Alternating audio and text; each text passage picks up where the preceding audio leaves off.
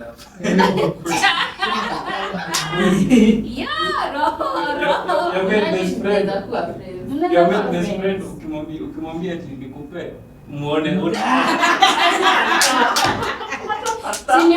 matters that friendship and relationship. You guys do you shoot your shot online or like using emojis, just straight up texts? How do you shoot your shot? Jokes, babe. One interesting thing, and just have a little bit of humor. If there's one shame that you could remove, one slang word that you will ban, right? If you had the power, which one would it be? So ni sina one, but niko na several. Hizi majina za wasichana. Still. Ngoko. Hizo majina zuri bado. Acha nikwambie, kwa kila kitu shame, majina za wasichana ndio mbaya. Mbaya.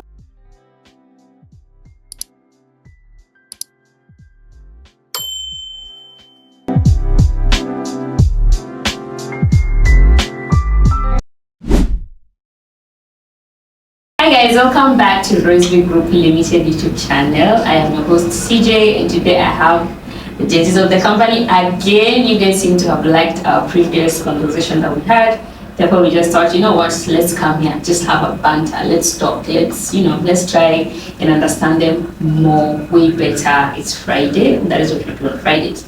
So I'm going to ask them to introduce themselves again because we have a new face. So we're going to do the introductions. Ladies first.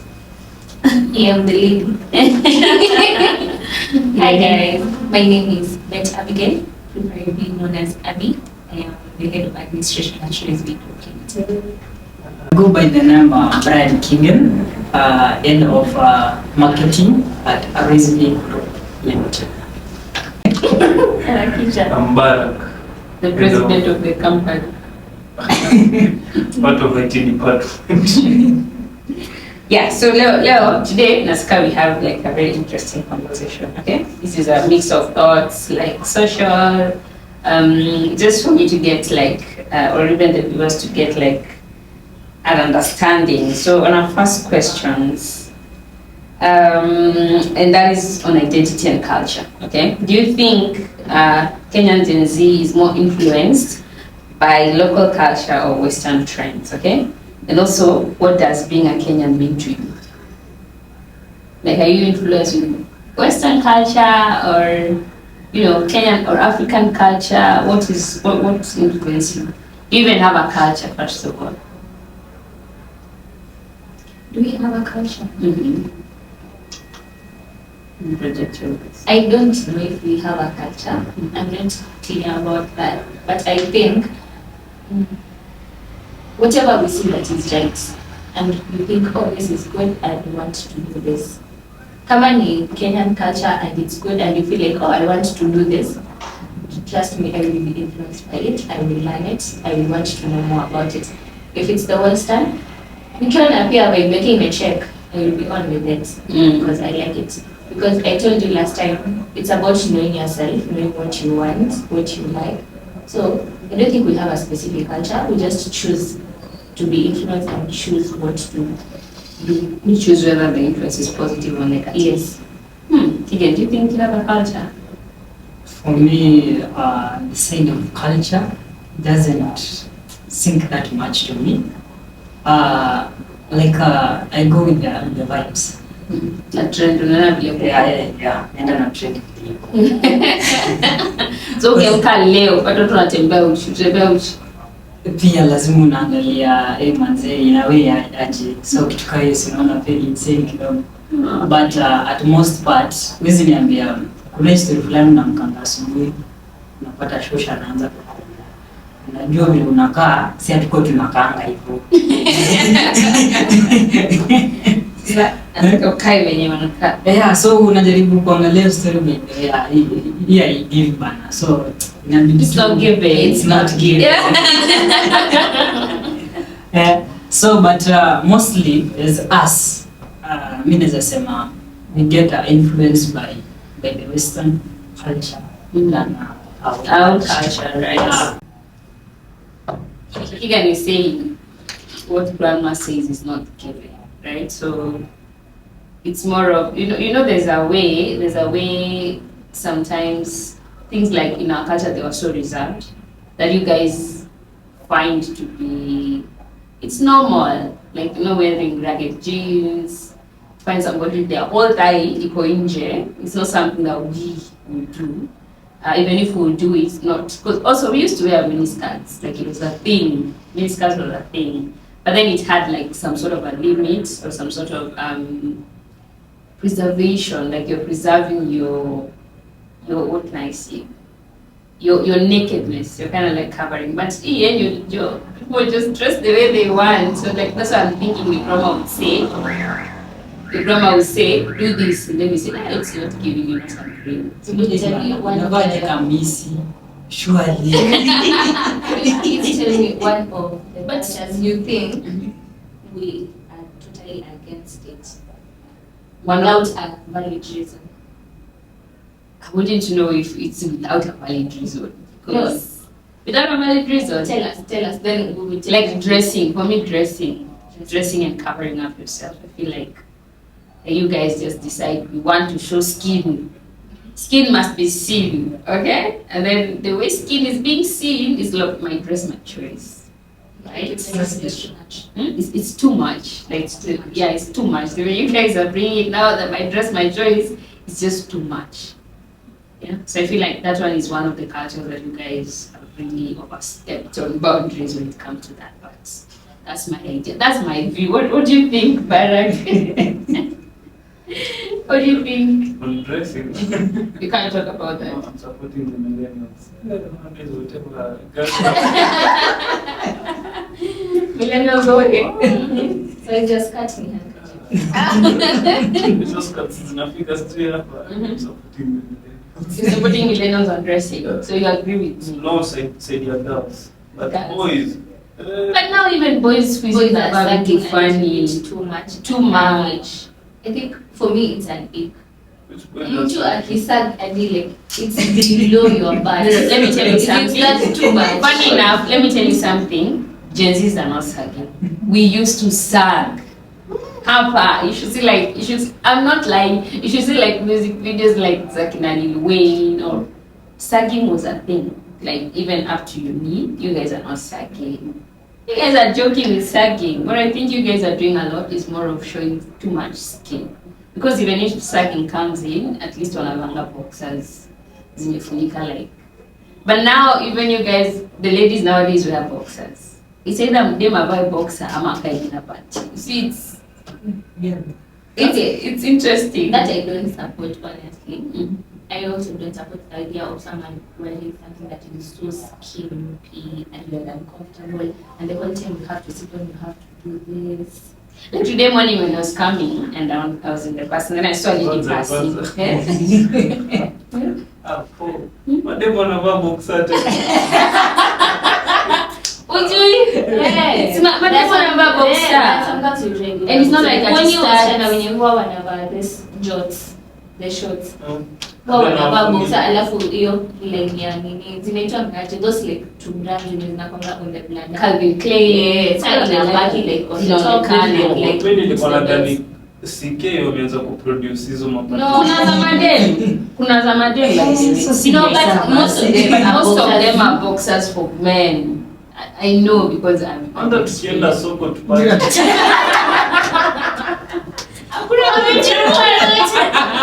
Wamemaliza, you know? Yeah, that's hiyo ni culture moja I feel. Hiyo naye, and it's not just actually, it's regular girls that will studs or gays or lesbians. No, like regular girls. Like I have somebody that I know who wears her husband's boxers. So you can't like really But I've also had that boxers are comfortable. yeah, they're comfortable, but it's surely okay. See, mbaya because it's like a pipe or something.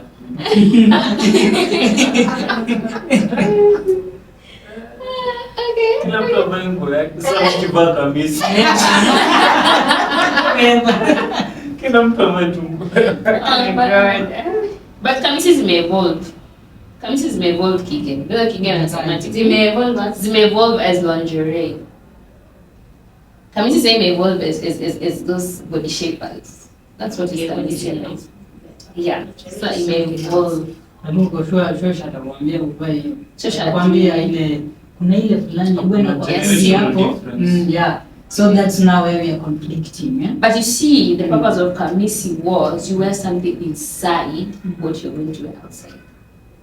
Sasa mademu saizi wameamua havai hata panty, which is part of kamisi. It's part of petticoat was meant to like cover up if your clothes is see-through. At least if you wear a petticoat, haitaonyesha. Sasa mtu havai panty na mtu amevaa see-through. I've come across such people on the street.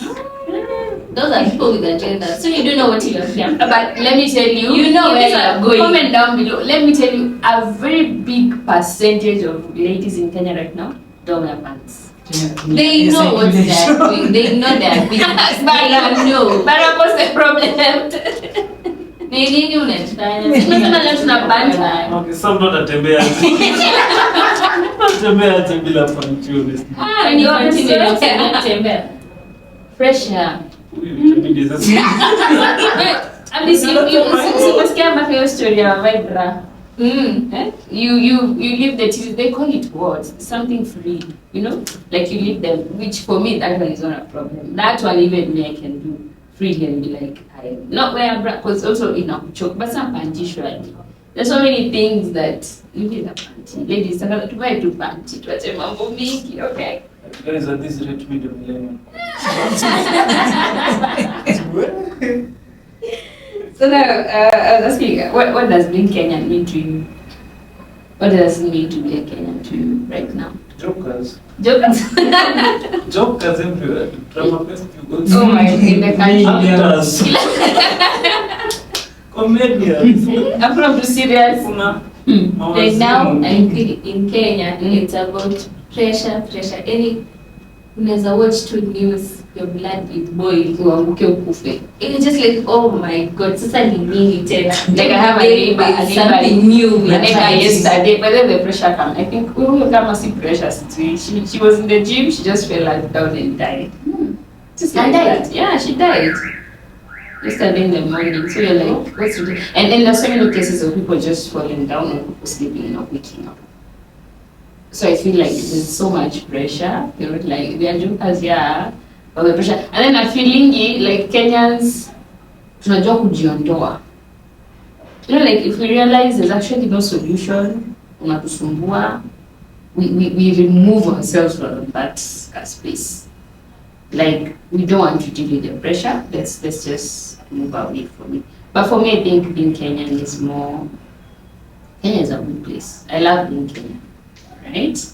Labda msema for high pressure. I don't know. Can you? Right now, Kenya Right is now, pressure. but like in general, without pressure, I know we have pressure in Kenya. Like in general, what does being Kenyan mean to you? Are you proud if we go somewhere? Like, are you proud to be a Kenyan? Like for example, maybe I got this band when Gen Z's walikuwa naandamana. I never used to like this thing, but I felt so proud of my country. I was like, hii lazima ikuwe hapa. Later nikienda Tanzania, where are you from? I don't need to talk. I just need to like raise my hands. Like if I go to another country, I just want to. Lazima muone najikuna tu bila sababu. Njishike. Lazima muone hii. You get me? Because it's everywhere. So I'm proud of the fact that we set the pace and people follow suit. As much as atumaliziangi vitu, ndio shida tunakwanga nayo sasa. Tunaanza kitu and then atumalizi. That's just a problem. But Baraka msema ni joker kidogo. Comedians, so just join back because From the government, kila mtu ni joker. unapata zawadi huko. Comedy house. Wow, okay. Relationship at this point, it's really conflicting. It's conflicting. We don't know whether we are happy to be here Or you're or not. we are not happy to be here. Are we proud to be called Kenyans? So you're not. Ama we are not. Interesting. It's a love-hate relationship. Asubuhi kwa watu wana click tu. Watu wana click tu. Roga hasira. I feel like millennials don't clearly like understand why we are being so aggressive about the whole situation that is happening. For me, I am thinking, right now, this is what is happening. I am still like here, I'm still trying to discover what I'm doing. In the next 5 years or 10 years when I'll be at 30, 30 something, what will be the situation if this is the situation now? Okay. That is why we are fighting at this point. I get. Gen Z is more into vibes or long term? Like, do you want commitment? Ama mnataka tu vibes on vibes tumalizane check? Vibes marafiki ama watu wanataka kuishi. Both. Can we talk about that? Yeah, we can do separately. We can start with friendship. Someone can talk about like friendship and later on start again in a perspective in relationship. Yeah, like are you guys on vibes or on commitment basis? Like when it comes to relationship and friendship, like relationship in the sense that like commitment, right? Like what do you call this? Love. Eros kind of a relationship. That is where now you are into boy girl kanji. But you get me, like relationship, yeah. Now you having a relationship with a man that is not just pure friendship. That is what I mean. Romantic relationship. Yeah, romantic. Thank you. A romantic relationship. What is your take on that? You guys, there's the vibes on vibes or there's commitment? Ama ni beshi yangu leo kesho asipotokea malizana. Akitokea ni sawa nikimwona na simu phone calls. What do you guys do? Because personally, I struggle with friendship. Okay, I struggle a lot with friendship. In the sense that it's not that I can't commit, I can commit, it's just that I don't like to feel like I'm committed to, is it committed? Like I'm feeling some sort of responsibility towards someone when it comes to friendship. I don't know how it is about you guys, but millennials wanapanga na mabeshti, like upon mabeshti, somebody has a best friend, like I have a best friend who has been my friend since high school. Up to now, I have friends who have been my friends since primary school. But nyinyi hata mkwangi mlienda primary. I'm best friend, basically. I'm not best friend. Stan. That's morio wangu. Best friend. Know your place. Know your place. Best friend. Kuna difference ya Mori na best friend? Gani? Mbali sana. I think my boys, we say the same, like my friends and my best friends. Who is your best friend? Sinanga. Mimi niko na Morio. Best friend mtu mmoja. yake. Like sinanga tu kama. Au ule mtu unaweza ambia anything and everything anytime. Mr. na namuita Morio. Ona ndio Mr. Ndume mwana. Hapana, like hata most of the stories you've been telling me. I'm a big best friend there.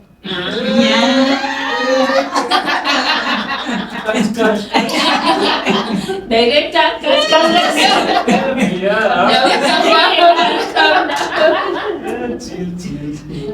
nanifanyie hivi. Umeruka. Ameruka best. Kigen. Best friends. Wewe iko. Unajua, we are not talking about the Friendship. class. Not romantic. Yeah, so me talking about somebody being a best friend, it's not enough. I just. But you have that one person No. who you can. You I don't. have friends. You don't have like one person who No, you can. kuna girlfriend. I have If she's not your best friend, how does that make bro? Anachoma. If she's not the person when you then we are not. Wewe, akirudi jioni asante kuna wanasemanga marry your best friend. Bro, what's up? Mbali yangu. Iko wapi kwa mabeshi? Okay, wachana na bara. I'm fitted by the way. Do you tell her everything? Yeah. She, okay. I don't have best friends. I have friends. Then, on top of that, is that I have my best friend, which is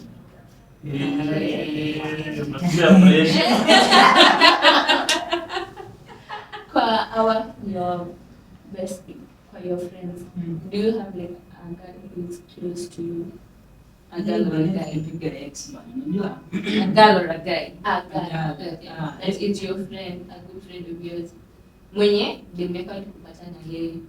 No, like mlikuwa friends close. Before you Tuseme kama sasa hivi mimi na Bada, I think we are friends. hata fungua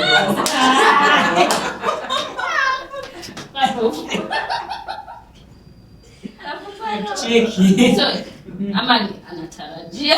Like now, as far as I know, he is single. So if that guy comes, apate ya begin. Tendaje. Taleta vurugu. Tuko na next one. You know, funny enough, I don't know if you guys have ever watched this. There's like a short film that For Your Boy did. I don't know, it was called for you. For Your Boy. It was called something Friend. Just a friend. Now, she was like, the guy was like her best friend. They used to do everything together, movies, nini. But I think when a girl came into the picture is now when she realized, oh, actually, because the guy now started prioritizing the girlfriend. So For Your Boy, akikuja kwao girlfriend yake atakuja, so definitely the girlfriend will be in between. So kama ni games or each other, so the guys and For Your Boy started to feel left out. So you start wondering, are you feeling left out because you are in love with this guy, or you're feeling left out because you are genuinely, this is my friend? Because I'm figuring if somebody is like your best friend and somebody else comes into the picture, then you don't have to feel isolated.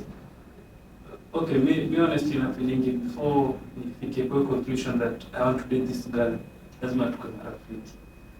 Lazima tukue on jokes. It's like we will wait. On jokes, vibes, lazima check. You can see. But let me tell you now from a millennial experience. Let me give you an advice for free. If you have any chance of ever you want to settle in the future, marry your best friend. You see the way people say that now we're best friends and then we start dating at Italian vibes. It usually is just a story. If it can actually work, he will have the most amazing marriage. Because it does not work. Now if it does not work, you walk. You lose a personal friend. Yeah, and you move on and you find another person. But in most cases it works. This is story, it doesn't work, you talk at home. Yeah, in millennials it used to work. Like it used to work. Like you have someone who is your friend and then Millennials hata mlikuwa mna your best friend. no.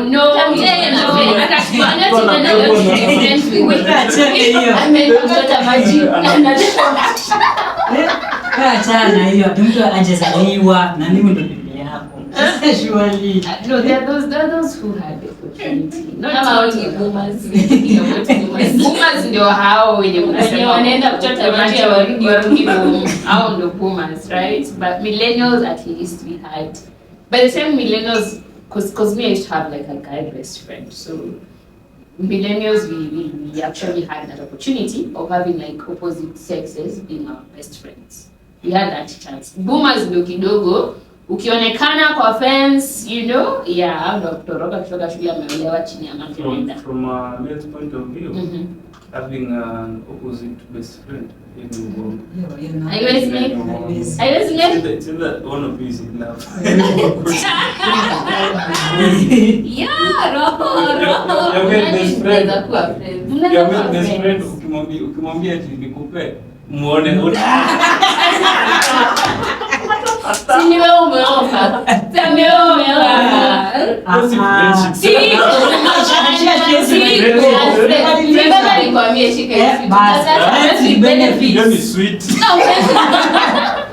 See, friends with benefits. Imagine you guys can just be friends. In between two legs. Siko yawa. Iko. They're friends. You can be friends as long as But both so- of you know your boundaries. But- You know what is happening. But in most cases they always end up falling for each other. Kuna mtu ana hurt sana. But yeah, you know, Yeah.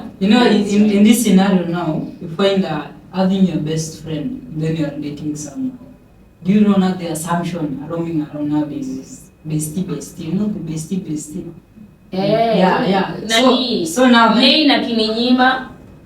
Bestie yako area. so at the end of the day, you find your bestie and your, let's say your GF or your boyfriend, you find they be conflicting at some point. Because if a girl is calling me her bestie, And now the notion of besties their can relationships. supply too. The relationship, say now, if let's say, for example, Abby and Barak are friends, right? And then one of them you come into the picture, right? And now you become Abby's boyfriend, all right? Kuna zile, because they are friends, they're able to tell each other. Now, depending on where Abigail has put Barak, he will tell you from the point, like from the beginning. Me and Barak, by the way, don't interfere. Like, mali yetu imefika. Make jokes. Wewe kaa tu now. So, atatanga kijua, I have my place. Umesema ni wako. Ni wako lakini jokes ni zile. And kuna watu who understand. And sometimes you find that relationship working very well. Because Keegan knows his place. Anatanga tu, wakiwa wawili, like they're in your own world. Abigail, akikam, we also have our own world. But sijui kama tuenziwa na ile story. As for us, it could work that way. But nyinyi mnanyongana sana. Hapa tu nikugeuka. There is a lot of trust Issues. Yeah. There is a lot of trust. Where is this trust issue coming from? Is it from parents? Is it influence from who? I swear, hiyo story ya kugongewa.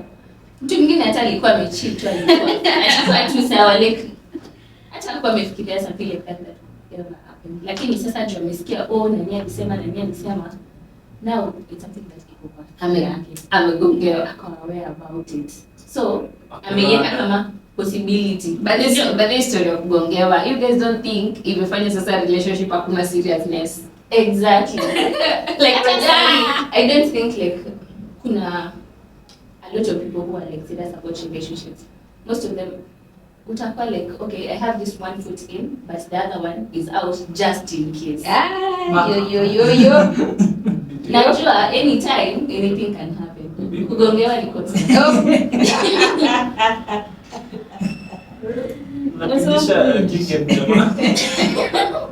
Alafu pia from hearing like experiences from my friends who have gongewa. Sasa nimesema ukisikia 2 or 3 people wakikwambia the same thing, pia wewe utakuwa like so pia yangu iko mahali. Kiona cha mwenzako chaelewa, chakutie maji. Okay. So pia wewe unajua anytime. Okay. On matters that friendship and relationship. You guys, do you shoot your shot online or like using emojis? It's just straight up texts. How do you shoot your shots? Jokes, babe, kaimekia.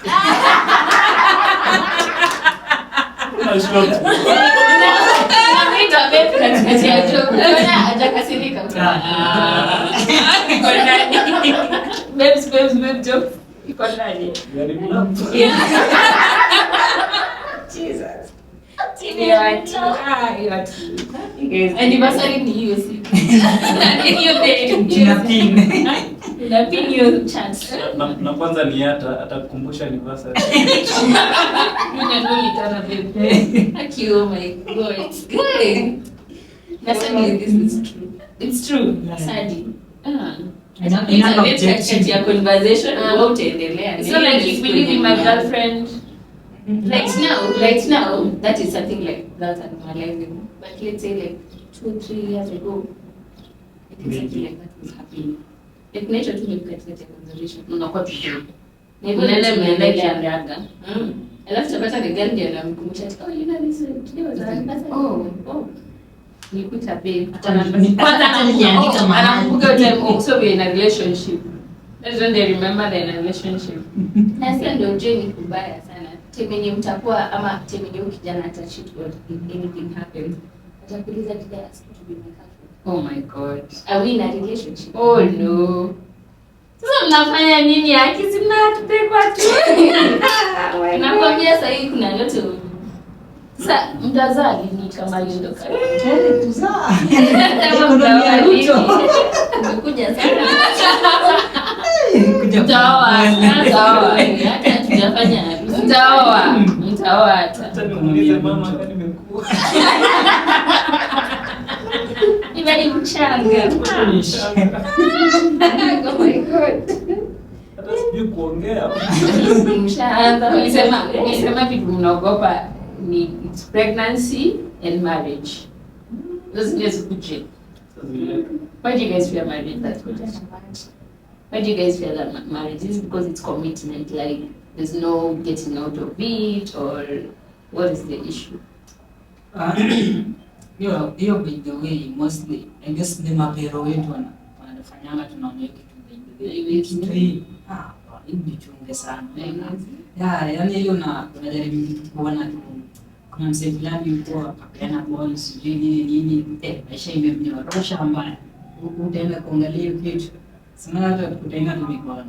So by the way, lakini So it's trauma. Yeah, and that notion marriage by the way na this and this and this. Unajaribu tu kuangalia sasa tunaongea kinabara hapo nje. What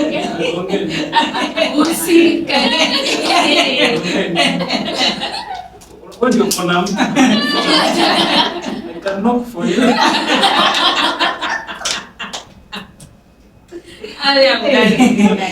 Ni kama hizi team building unatenda kuleta. Hakuna kuleta kwa just come with your friends. And don't even say they're friends because they can call you paid in the middle of the day. Alafu mwite friend tena. tena wakiletwa mix hapo. Imeharibika.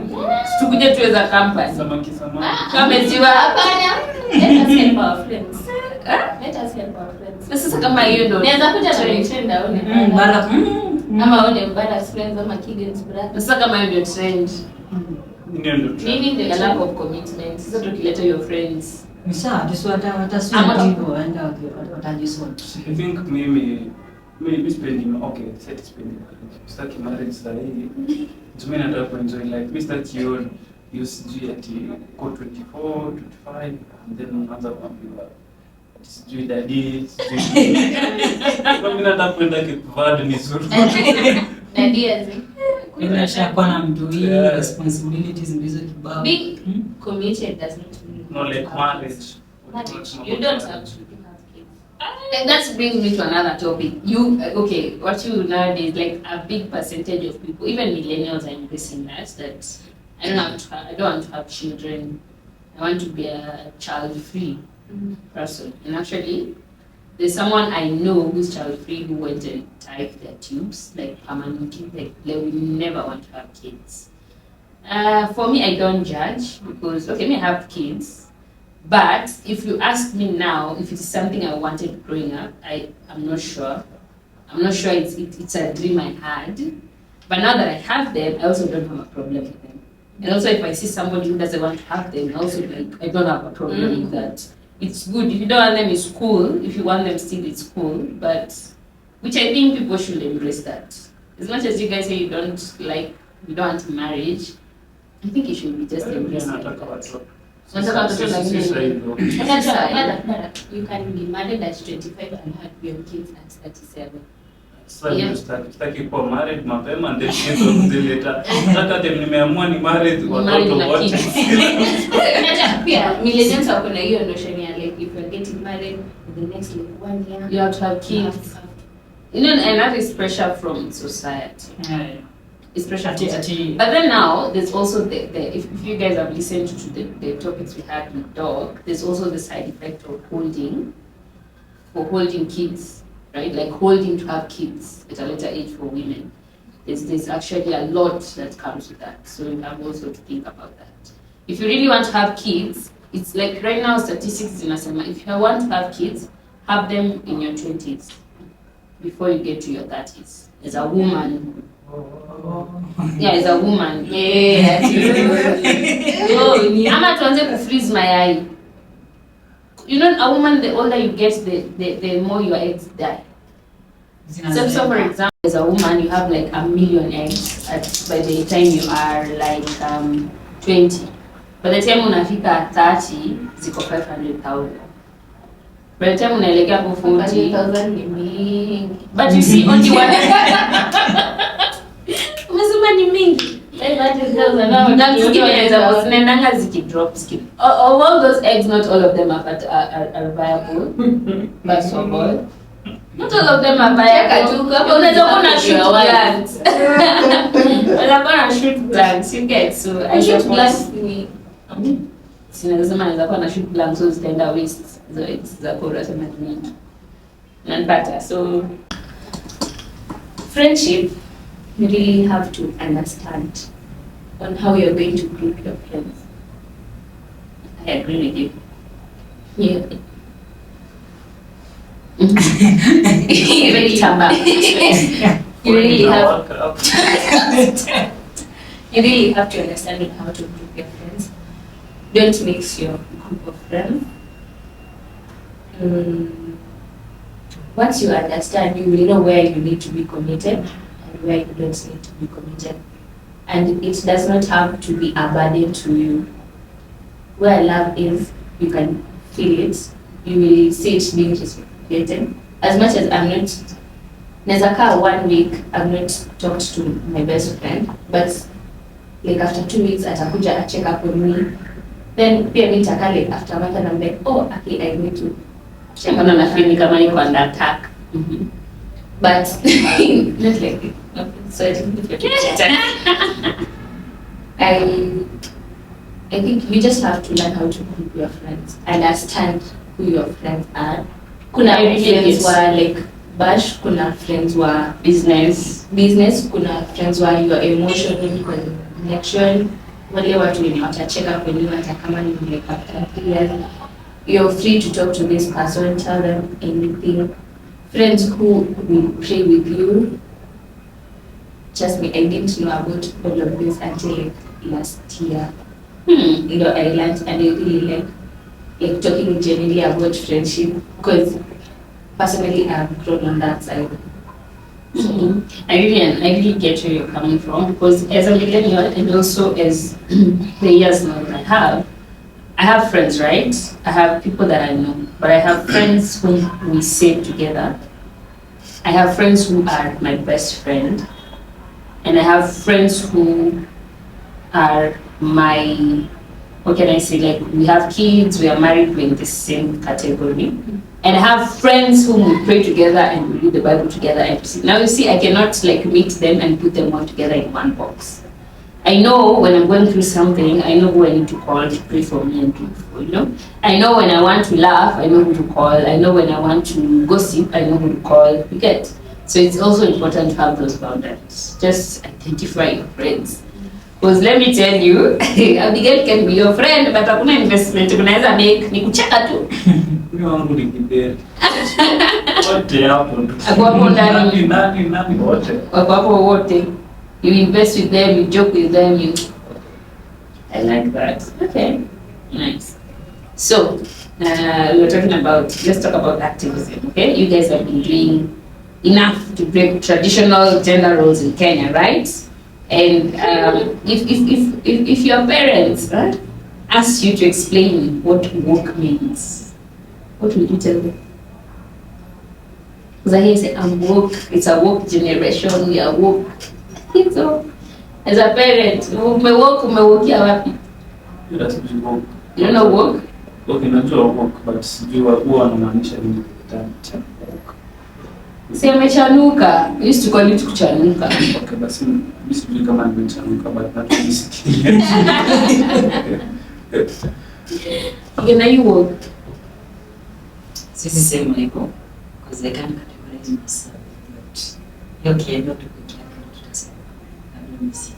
Hiyo basi mshamba. Lazima kienyeji sikuwa sema mshamba. So hiyo kienyeji sisi ni tumechanuka, so mna feel tumechanuka. But let me tell you, you're not in this generation. Every child feels they're more advanced than their parents. But the truth is, your parents amechanuka kushinda. It's true. Tunampigia simu akuulize vile ana connect wifi. Okay, work yenu ni more of technology. No, like just knowing things, being aware.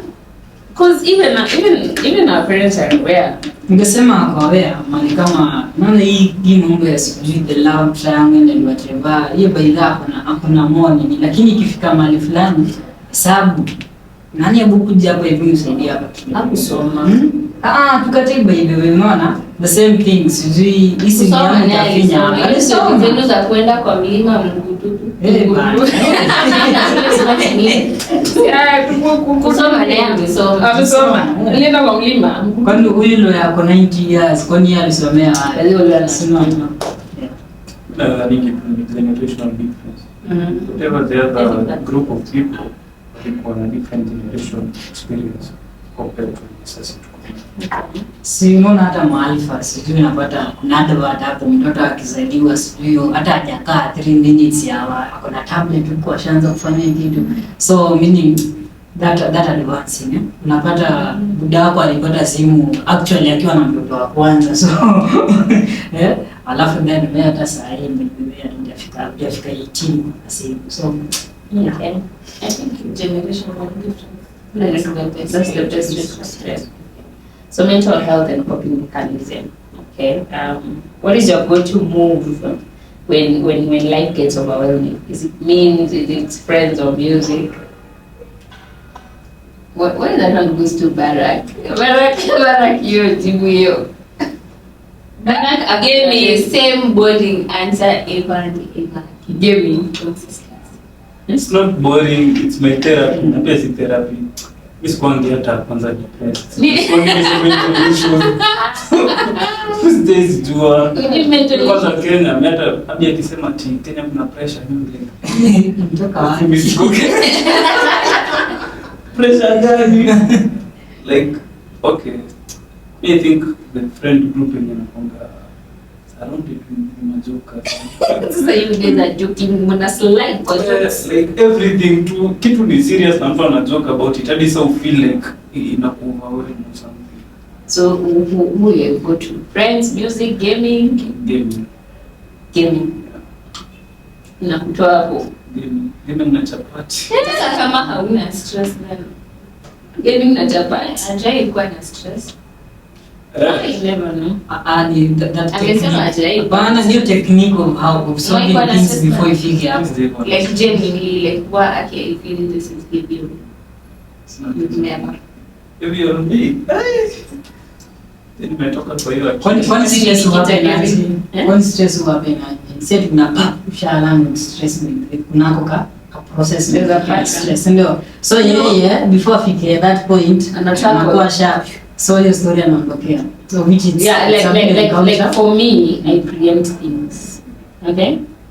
Nikiona tu Abigail ndio anakuja nataka kunikula kichwa. I don't.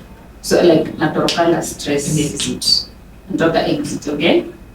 But if I've ever been to depression, I say yeah, but it's like a depression that I'm also just like Barack. I don't like to tell myself that I'm in depression, that I have mental issues, that I've been in a place where I have mental whatever. There's a season, yeah, I'm going through things, but I don't put it like I have mental breakdown. I don't get to that point. I don't even let myself get to that point. And also the best thing, if you ever get a mental issue, read the Bible. You don't actually need to read it to understand it. Read it as a story. It will sort you out, okay? Read or listen to music or whatever. But now to go extreme. Somebody is 13, they're depressed, they're killing themselves. How are you depressed at 13 years? Everyone is going through adults.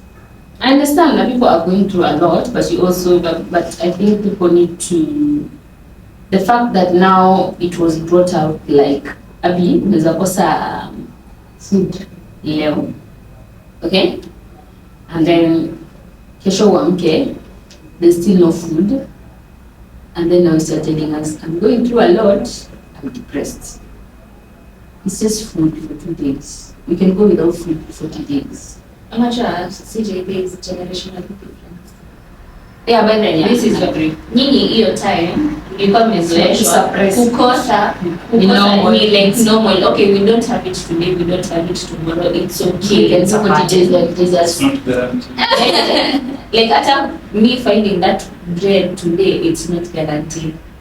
Sai and Alpha akuje umtolee ati sijui ugali ya jana because there is no bread. Hiyo haiwork.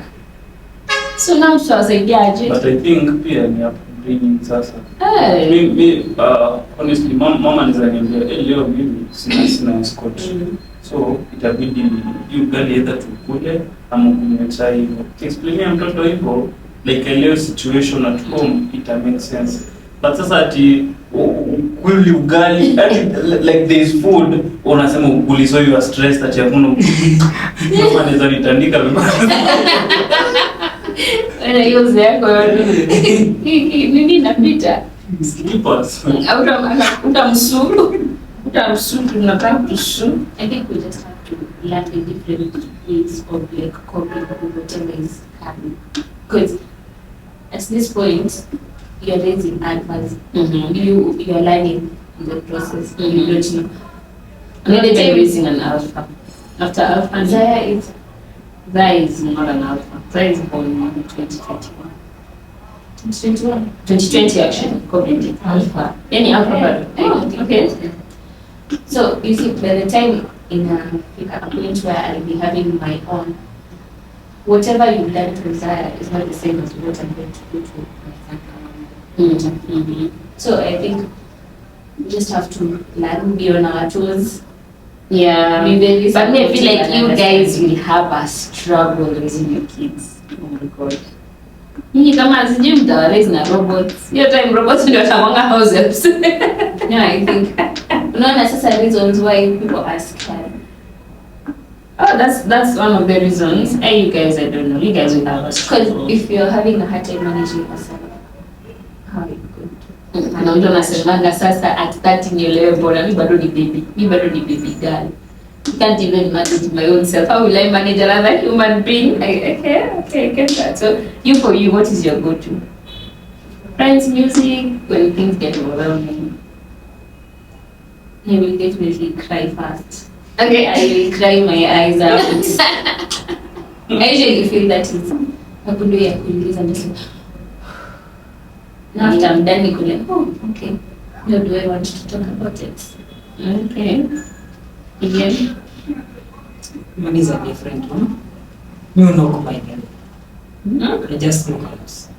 Mtu waje like kama mimi nikula sana kwa kini nachana nayo kichwa mbele imeniuma nini. I just don't want to talk to anyone. I just have my own time.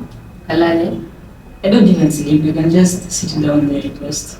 No, Sasa, and this is my problem with men. You don't deal with your issues. Yeah, they procrastinate suppress your them. issues.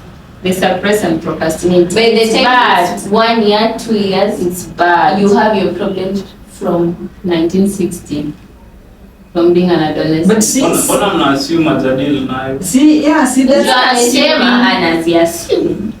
Simekwambia I know. Simekwambia na knock out by the way. Simekwambia itakaa hivyo nipate imenukula kichwa. Hiyo battle na men, you can't win it. That one a big. Nime knock out then by the You way. can't win it. Hapo hivyo nikiamka nipate Do you think parents in Kenya understand mental health struggles, or it's still tabia mbaya? Mental Mental health health. is someone struggling. What are you struggling with that you're saying you have a mental? Am I your mental health in that state? Thank you. What are you struggling with? We need to identify that. What are you struggling with? No, ukija kuambia mama ti niko na mental health issue. Mama anaweza cheka. Maybe about people. I feel like you have to understand first what you're going through before wewe mwenyewe understand what it is. So Before that what? somewhere ndio mtu ajue vile atakusaidia. You just can't come and tell me ati oh mimi sijui niko na mental health issues. And you know What is it? funny enough, you ask them what is it and they tell you they don't know. But No, there's usually something. Good depending an example. The same way. Umelala umeamka tu ukasikia oh leo ni kudepress. Like how watoto wanacommit suicide upon a mental struggle. Why are you committing suicide? Yes. Depending But, example too. Yeah, Like, alikatwa for locks. For example, what I've ever had, like this was genuine. Nana like our watoto wenye the parents are usually like working during the day, so wanawachwa na maid. The maid assaults the child. So like imekuwa something that usually happens. Then when the parents find out, they're like, oh, sorry, nini, and life goes on. You know that does not work. You just can't say sorry. Now this is a problem. Now the parents are coming in, they know the problem, but they're not dealt with it properly. They're just like, oh, sorry, wamempeleka kwa daktari amerudi. That is not helping. This child has been abused over and over again. Unapata the child is shy, hainteract na watu, ako ever quiet, anapenda watu peke yake, amejifungia, such things.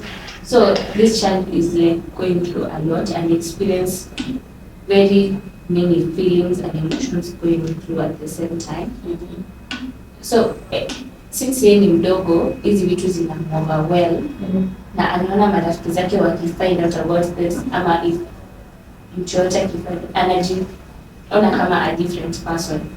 So these are things that I feel could weigh the child na ajue. Okay, I like that. I think opinion yangu itakuwa weird. Okay, mtoto sasa unexpect the parents wafanye nini? Maybe wanaweza file a case ama report umeenda chikwe ama That is still it. okay, so watafanya nini? Muongeleshe Like ask the child, unasikia aje? How are you feeling? Are you okay? Si lazima tu uweze kuja tu ambie mtu sorry. Si lazima utamuuliza. Hapana, sasa unajua, but there's a difference between me coming asking you, uko sawa? Obviously nitakwambia yeye. But na sasa nikishamwambia yeye ako like, oh okay, uko sawa. Sawa. Huyo maid ameshikwa na makarau and they are back to their 8 to 9. But I guess mainly kitu inanini hapo hivi ni that bond. Yeah? Let's say it's parent to child, how we bond. Yeah? Because at the end of the day, Barack will be able to notice what happens with you mostly than me. So that's the point. Yeah, because your bondage and our bondage is a different thing. Yeah. So if a parent and the kid or child have that unique bond between the two of them, you'll find like I might be busy. You're usually busy. Yeah. So you find when you go home, you don't you just interact with your kids. Try having even if it's a limited time, just have your time and then at that brief time you'll find to know, hey, this kid is as advanced from yesterday. He was like this, today is at this state. Then now you'll be able to question, hey, what's up? Are you good? Then from the previous thing that you usually knew, this is my kid that does this and this and this. But if you don't have time with your kids, or even if you don't interact with them, time is not even the issue, but that interacting and having the relationship. I think now coming from a parent, for me, I really thank God for the way like we both of us have provided what for our kids, right? And I don't know, it happens that when I'm working, the dad is around. When the dad is busy working, I'm around. So for some reasons, we have been able to raise our kids by ourselves, okay? And I usually just thank God for that, because there's just so much abuse that is going on, and there's just so much trauma. I think that's one now.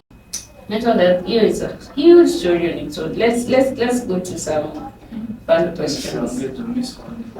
Uko mental, uko sawa. Wewe unaongeanga na madhe yako, wewe utaipata saa ngapi hizo vitu hivi? Unajua hata kama umeenda mwezi mmoja, ukifika hivi unasikia sijui nini, yani hapa tushani. So mambo inakuwa hata ninapenda friendship, hadi mama rafiki yangu. Inakuwa easier communicating with her, but kuna vitu zingine tu naongea. But if can't Talk to me directly. We want to address me. Bana anakuanga so concerned kila kitu nimeambia mama. Unachota niambia mama. Wewe huyu. Sana mwambie kila kitu. Anaambia Mike, "Mama tunakula." Okay, but it's good.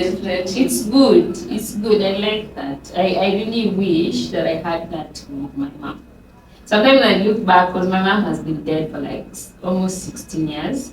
Sometimes I'm like, why do you have to die so early? You know, like if you are there, although as much as najua, your best friend or anything, but maybe by now you would have had like a different. Because my mom was the type akifika kwa gate kila mtu ameskata, people have gone to sleep. Can I tell you something? The relationship with my mom when I was young was so strict, like she was a parent. Yeah, she was like, but now that we are friends, unajua, we are out with my friends and they're doing some things, I'm like, did your mother teach you better? Oh, well, Mama Abigail. No, I proud.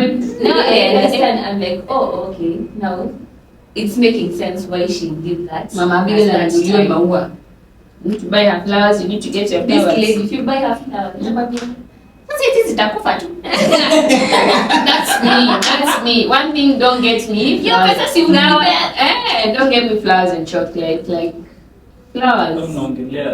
Being very strictly miniseme nini. Unakupiga makandela wako kule. Jamani. Mimi nakana bwana. Ni wewe tu. Na una mental health. Bwana, sina ngeni. Una trauma. Una childhood trauma. Naangalia watoto wakifanya vitu zingine nasema nini yake. Mama, sio mama. Sometimes naangalia whatever my sister does. In her prime. Ufanye hii. I honestly think my small sister, like, wow, girl ilijaribu kuchapa tu mara moja. She pretended she was fainting. My mom has never attached her again. What I mean, my senior sister, how old? She's, I think, 12. Ana pretend na faint. No, like, akiwa mdogo, alijaribu kuchapa once. She pretended she was fainting. She has never been touched ever again. Trust me, me hata ningefaint, angegota niamke. Ama hata angenipiga kama ningefaint. Au kama unajua naona bado napumuja kwa sababu sure kwa live. Mimi mama anapiga na roller inavunjika, anachukua mtungi. Next year mtungi sasa umeachwa. Toke.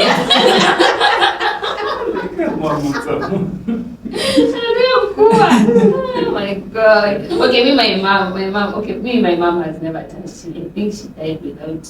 I've never been beaten by my mom. How old were you? I was, I think, 14. I was in Form 2. Hiyo time ilikuwa nijazoea. Like another day. No, but there's someone who made sure your mom is not beating you. I will do it on her behalf. My elder sister. Yeah, she was just trouble. You know, nowadays you look at her like she double you one. What was your problem? I think ingekuwa pleasant. Sister wangu nikapitia. I've beaten her like once. Me, I've not beaten my younger siblings. But my elder sister, she was like, she nini, but what is your problem? She would hit you, and nowadays you look at her and you ask her by the way, what used to be your problem? I just feel like our boomers, au kuna proper trauma. Kama kuna watu walikuwa na mental issues with boomers, like them, and then some of them they just didn't know that that's how it is. Because now our parents had a major mental struggles. Because nowadays I look at my mom and the way she used to behave, and I realize actually it was not her fault. She was also just going through herself, going through her own changes and stuff. So sometimes you grow, like now you look at your mom and like, but they will call and it was not you. It was not your fault. But then you also come to a point of appreciating it. Like I do appreciate my elder sister. Kama singeona a war, na vitu zingine I would have grown up with me, right? It was not my mom's fault. You know your fault. Ilikuwa tunatabia mbaya. Wasiteza msina. Mimi huyo nimeacha mtoto hapo nimeenda. Bali angalia mtoto. Mtoto si responsibility yako. Narudi mtoto amechafuka. Mama anafua. Analipia mtoto mimi nimeweka kama boli imemgonga. Nataki kunyamaza. Umefunga na ifungipi? Nimepigwa asubuhi. Jioni nimepigwa nikaoga. Unajua ukishapigwa uoge mama anajua uko sawa. Kwa hiyo kuoga unatoka nje unaona game na bamba. So unajiambia ni ball. Unachukua tu unapepeta hapa nje unarudishia. Ndio unajipata ulicheza ukachafuka. Iboko imita. Pia kuna tuanga tu. Those are time nilirudi game kama nimeka boxes wa short tu nyuma. Unajua naenda kupiga. Najua nina kupiga. Nilifika ni mama nicheka.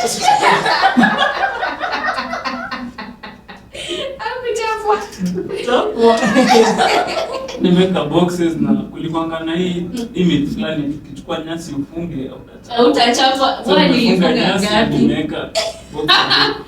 Ndio nilifunga nyasi, nilifunga nyasi nyingi. Steaming viboko. Hiyo nyasi. Yes, just there was something like that. Ukifunga nyasi Uchafu na ukazi. Akikugombanisha huko hivi. Kazi yetu nyuma. Umeyeka nyuma. Umesikia? Coffee inaweza land anytime. Oh my god. Hey, poleni. I think I go na notice. I don't know. I've not seen my mom beating anyone. Not, but I hear stories from my sister. Like I think they were beaten. I don't know. But me personally, my mom or my dad. Kwanza sasa my dad hata mwe jaisikia. So mimi nimeleziwa na my siblings. So if anything, there's only one sibling who yasheni chapa. That's my eldest. Ndio bana kabeba bibi tena.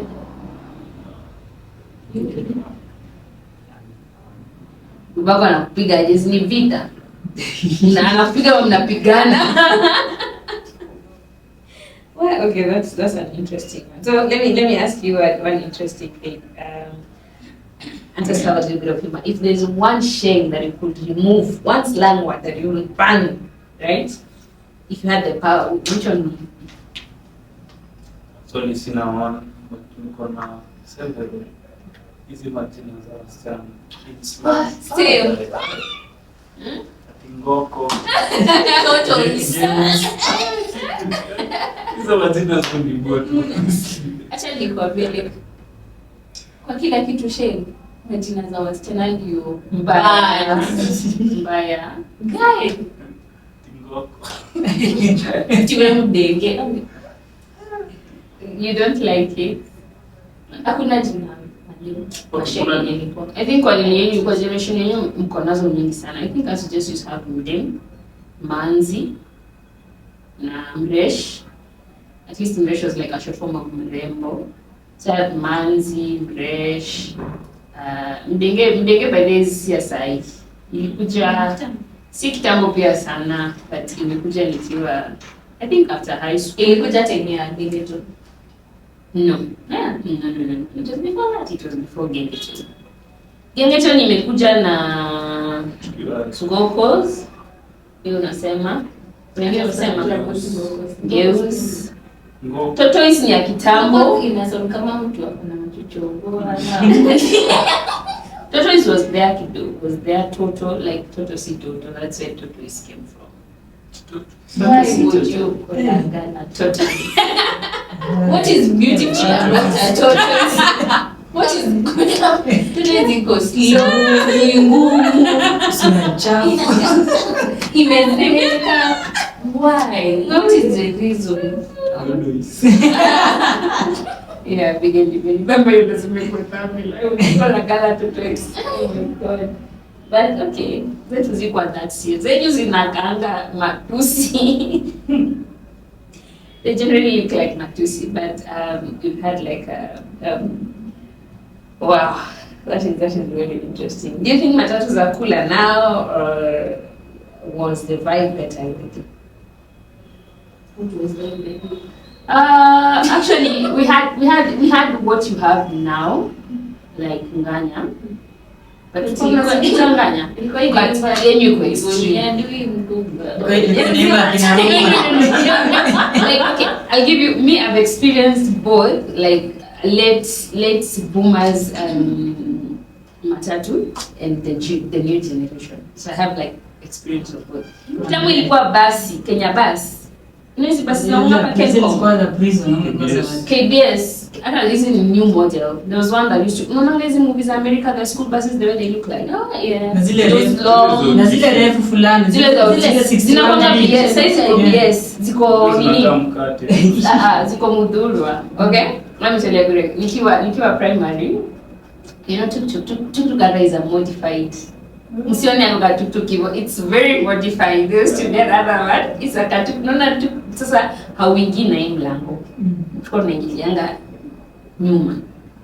So mlango ni nyuma, so iko na viti hapa na hapa. Na shati una tuk face me. So now you can imagine tuk face me, and then watu bado wanasimama pale katika. So unaenda shule umeenda. Unasimama wapi kwa Mariamu? Oh my god. Unasimama wapi kwa tuk? Nitakwambia ugani mkani. It's like a pickup that has seats and then imefunikwa hivi. Also si tuk. It's like najua face me place nakaa, but ni kind of akagari. Sini Mariamu ama Mariamu, the way Mariamu looks right. Sasa iko hivyo Mariamu, but iko na mlango. Sasa achana Mariamu. So naenda shule, so watu wamekaa sibiti side na side. So wamekaa wamejaza. Sasa unaona space ya katikati, watoto ya kulipa 5 bob.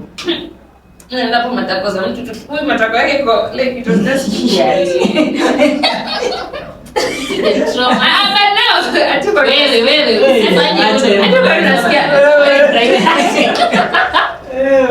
But we were kids. Wasn't that your hobby? And then Nissans, and then we used Nissans, and then after you start to pick up the Nissans zikatokea, so Nissan was the thing.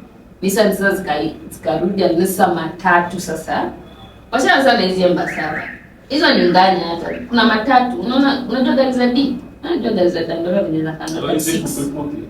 Kama ni bus. Ile kuna kichwa, alafu kuna na sasa hizo zikakam. Ana sasa ndio nganya nikakam sasa. So zilikuwa na music, basi sasa hii yenyewe sasa ni extreme. This one is the one I'm having.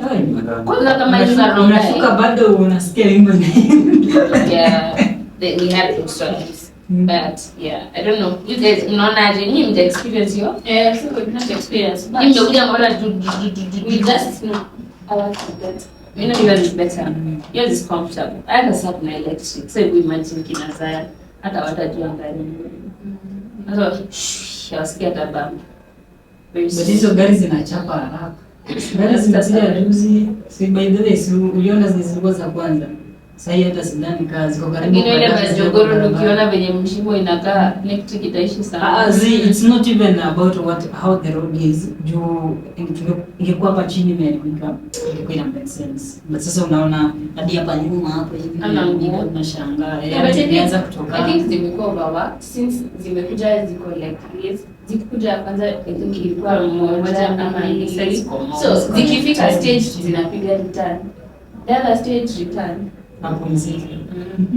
So I think we've had a nice segment. We're going to call it a day. I hope you guys had fun. That was interesting. Yay. At least I'll get to understand you guys today. So we'll see you guys on our next segment. I hope you guys give this a thumbs up, like and comment, and follow the recipe group. We have a lot of things to do. Okay. We'll see you guys. Bye. Bye. Adios.